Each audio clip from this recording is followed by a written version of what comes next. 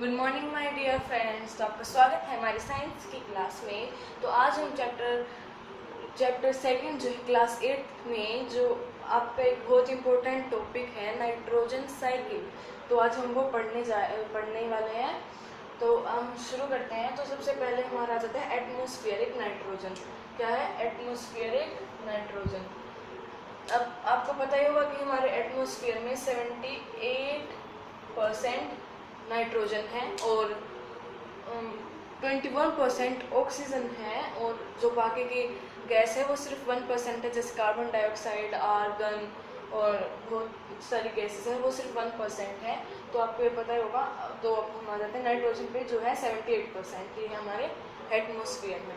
तो अब हम यहाँ पे दो पॉइंट आ जाते हैं, एक तो है लाइटनिंग और एक है नाइट्रोजन फिक्सिंग बैक्टीरियाज।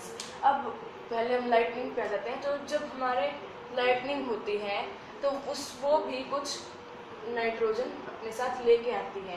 तो जब वो लाइटनिंग होती है तो वो सीधा क्या compound of nitrogen in the soil, soil absorb कर लेती है लाइटनिंग से नाइट्रोजन कंपाउंड वो एब्जॉर्ब कर लेती है। और जो सेकंड पॉइंट है वो आता है nitrogen fixing bacterias. Nitrogen fixing bacterias जो है वो है राइजोबियम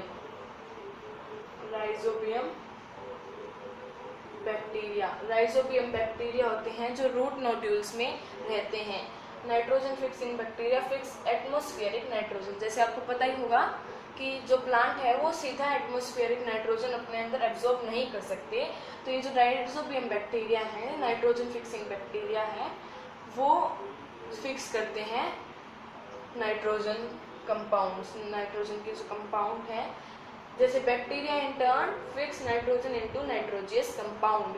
जो बैक्टीरिया है वो नाइट्रोजन को फिक्स करते हैं नाइट्रोजियस कंपाउंड में। और फिर जो स्टेप थर्ड आ जाता है वो वापस आ जाएगा compound of nitrogen in the soil. अब जो उन्होंने फिक्स किया था वो अब सोइल एब्जॉर्ब कर लेगी। रूट नोड्यूल्स में रहते हैं, मैं वापस आपको बता रही हूँ। वो रहते इसलिए हैं क्योंकि उनको साथ में जो उनके रूट नोड्यूल्स में उनको शेल्टर मिल जाता है, और इन टर्न उसके बदले में वो प्लांट को एटमॉस्फेरिक नाइट्रोजन को कन्वर्ट करके सोइल को दे देती है, जो सिंपल कंपाउंड में कन्वर्ट करके सोइल फिर उसको अब्जॉर्ब कर लेती है। अब सोइल से जो प्लांट है वो प्लांट सोइल से अब्जॉर्ब कर लेगी। तो फोर्थ स्टेप है अपटेक बाय प्लांट। अब प्लांट उसको अपटेक कर लेगी। तो यहाँ पे भी अपने दो पॉइंट आ जाते हैं, एक तो अपटेक बाय प्लांट और एक सीधा ही bacteria turn compounds of nitrogen into gaseous nitrogen. यहाँ पे NiT लिख रखा है तो इसका मतलब नाइट्रोजन है।